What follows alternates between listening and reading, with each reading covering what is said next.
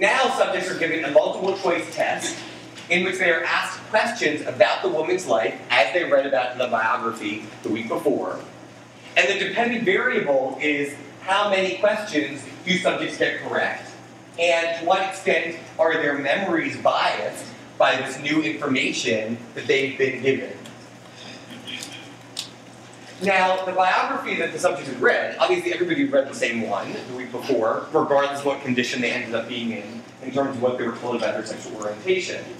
But it was intentionally vague so that the biases or the expectations that came online later could have an opportunity to change some of the perceptions. So, for example, the biography said that this woman had gone out with boys in high school but had never had a steady boyfriend in high school. What the researchers found was that subjects were more likely to recall details of the woman's life that fit with expectations based on her newly identified sexual orientation, and they were less likely to remember information that was inconsistent with their newly found information or expectations about her sexual orientation. So what they extracted from their memory, what they recalled, was biased by expectations they had based on this newfound information. So the expectation didn't have an effect on what they coded because they didn't have the expectation then. Instead, it has an effect on what they recall. So, for example, I said that the biography mentioned that she'd gone out with boys in high school, but had never had a steady boyfriend. Subjects who were told later that she was a lesbian tended to remember that she did not have a steady boyfriend in high school, but forgot that she had dated several boys in high school. Whereas subjects who were told that she was heterosexual tended to remember that she had dated several boys in high school, but forgot that she had not had a steady boyfriend in high school. Now, these are subtle differences. It's not like people in one condition hugely misconstrued what was there. It's not like people made things up to go along with their stereotypes. Instead, and this is a more subtle effect, but in a sense maybe more pervasive, subjects worked with the ambiguity that existed in the information they've been exposed to, and acknowledging that people don't remember everything. Some things get lost to memory anyway. What they extracted from the ambiguous memories were things that were consistent with their newly identified expectation. And they just did not pull out of memory things that were inconsistent with this stereotype, even though the stereotype came online after the information was encoded. So this is, I think, quite a powerful way that stereotypes can be maintained, even when information from the world does not support them. Because we experience the information of the world in a biased way that serves to support our stereotypes, and it can work on really at a very nuanced level, and can impact how we remember information, even information that we've already encoded. And so it's very difficult for us to expose ourselves to information and allow ourselves to be affected by information that would go against our stereotypes, because we're basically biased hypothesis testers as we go about the world. We look for things that support our stereotypes, and we trust things that support our stereotypes, but we ignore other things. And this makes it very difficult for us to really be exposed to information that might disabuse us of our stereotypes. Yeah. Can you just repeat what occurred if she was told that she was heterosexual? Right, so if she was, if you're told she's heterosexual, you're more likely to remember that she had dated several boys in high school, and more likely to forget that she had not had a steady boyfriend in high school.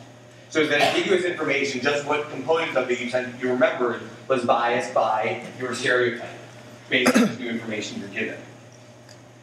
So it's really quite difficult to get people to face their stereotypes and to face the possibility that stereotypes may be inaccurate, because we are so often supporting our stereotypes by selectively remembering information that seems to support them and ignoring information that seems to go against them.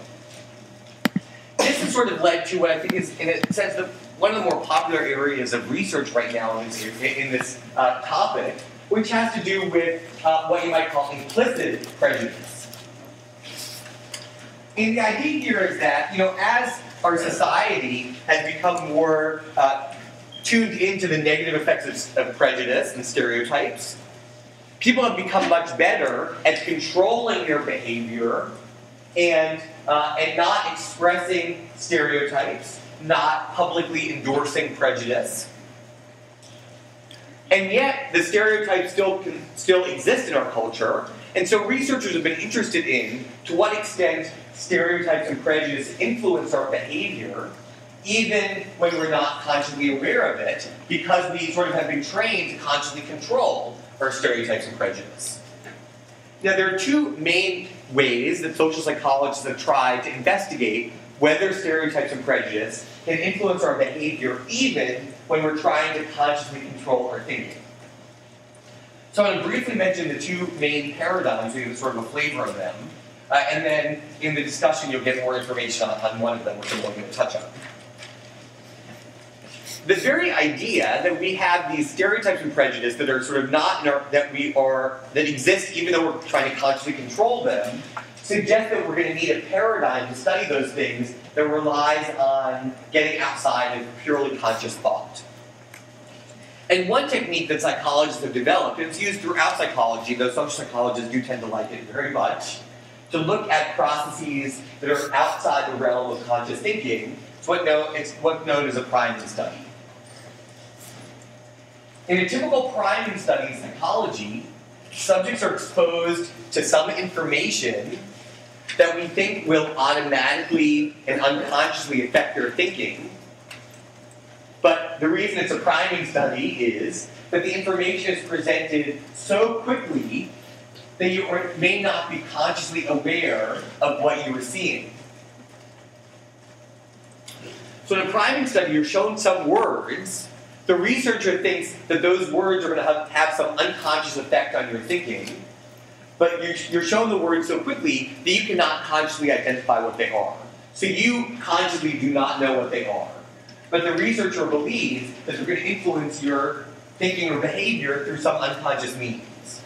So you can present words really, really quickly, and then if I say, what do you see? You have to say, I have no idea. But if you, after having been exposed to those words, even though you don't know what they were, behave differently than somebody who was not exposed to those same words, then it would be said that there's a priming effect. Those words have had some unconscious influence on you, even though you're not aware of it. So when we talk about a priming study, we're priming something in the lab, we're exposing somebody to something that's outside of their conscious awareness, but that we have reason to believe influences what they're thinking or doing. And so in the implicit prejudice literature, what researchers have done is design ways of priming stereotypes.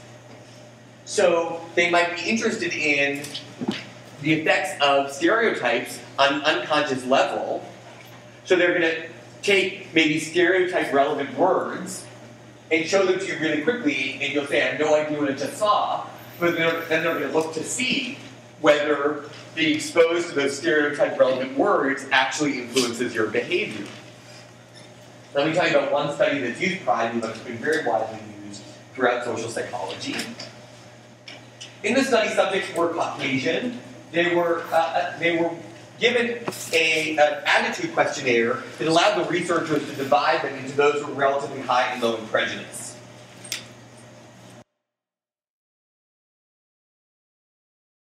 Do see and what we remember. And there's good evidence from recent social psychology